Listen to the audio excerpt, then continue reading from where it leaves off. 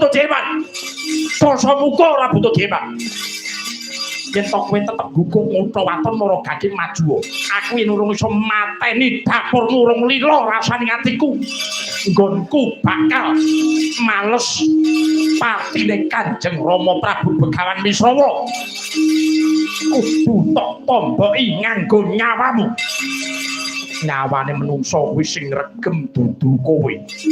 Nanging nyawane menungso kuwi sing regem ana ing astane Gusti Kang Akarya Jagat. Piye?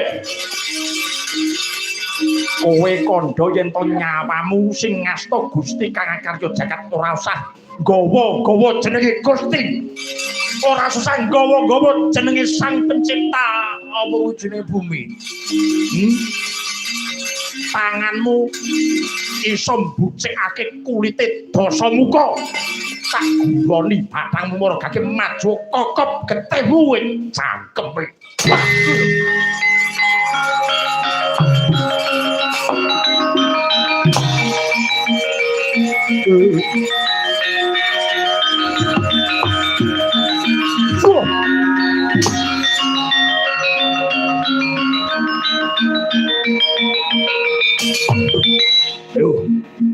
Seneng kowe. Seneng bisa tanding jasa araku. Para kaki maju ilang nyawamu. Hoi.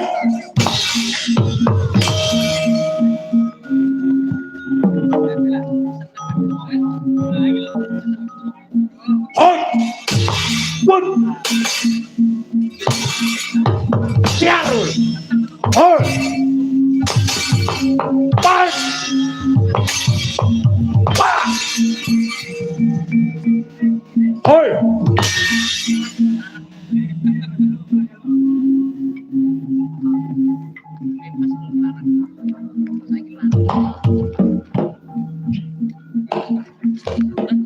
Hoi. Pas. Ayo. Hoi. Pas. Pas. Oh. Hoi. Po. Ah.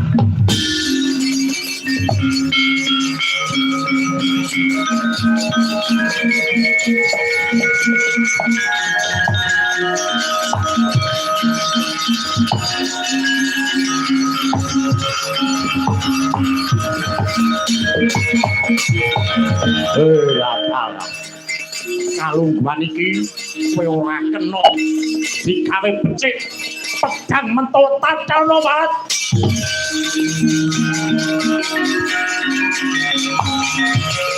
Oh.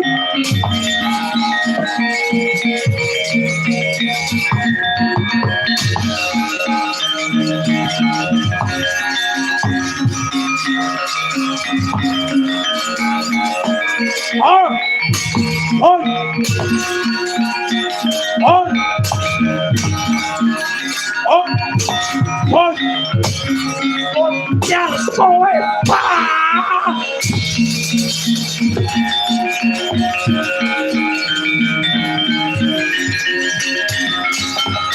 Ayo.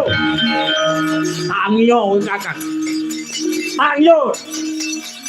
Yen to pancen kowe digdaya kowe ngaku dadi Nalendra sing sekti Mandraguna. Saya ing palagan temara dosa muka.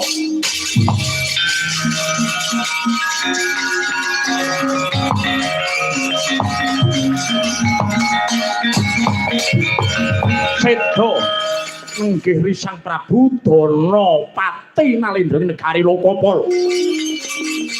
Nalika samono ketaman nenggih pusakanira Risang Dasamuka nenggih pedhang Mentawa.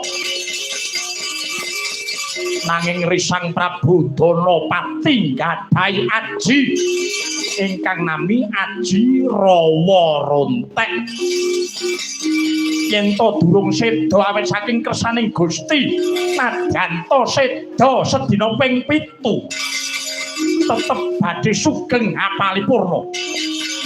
Grekah kaya ginugah Risang Danapati, aja mingkat rahmat.